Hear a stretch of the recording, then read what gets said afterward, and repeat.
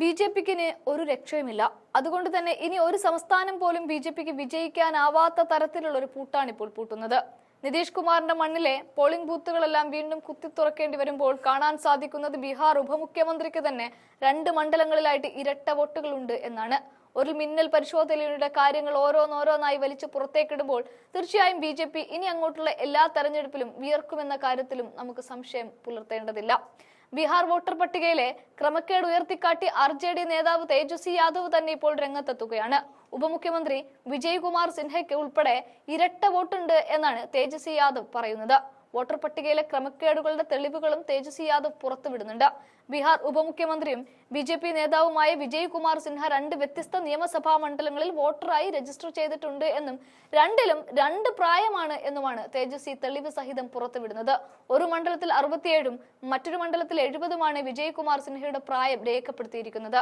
പാട്നയിലെ ബങ്കിപ്പൂർ നിയമസഭാ മണ്ഡലത്തിലും ലങ്കിസാരായി നിയമസഭാ മണ്ഡലത്തിലുമായി വിജയ്കുമാർ സിൻഹയുടെ പേരിൽ ഉണ്ടായിരുന്ന 2 എപ്പിക് നമ്പറുകളും തേജസ്വി ചൂണ്ടിക്കാണിക്കുന്നുണ്ട്. ഇലക്ട്രൽ ഡ്രാഫ്റ്റ് പട്ടികയിൽ 2 നിയമസഭാ സീറ്റുകളിൽ വിജയ്കുമാർ സിൻഹയുടെ പേര് എങ്ങനെ ഇടം നേടി എന്നാണ് ഇവിടെ ചോദിക്കുന്നത്. സ്പെഷ്യൽ ഇന്റൻസീവ് റിവിഷൻ മുഴുവൻ പ്രക്രിയയും വ്യാജമാണ് എന്നും തേജസ്വി യാദവ് ആരോപിക്കുകയാണ്.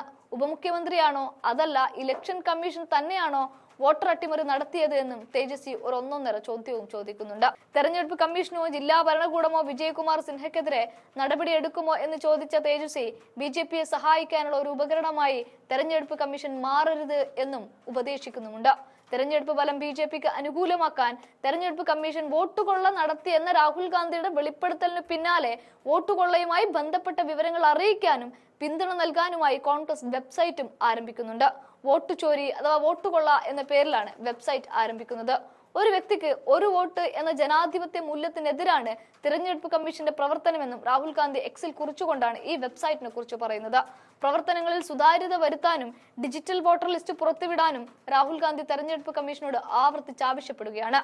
വെബ്സൈറ്റിലൂടെ പിന്തുണ നൽകാനും രാഹുൽ ജനങ്ങളോട് ഇവിടെ അഭ്യർത്ഥിക്കുകയും ചെയ്യുന്നുണ്ട്.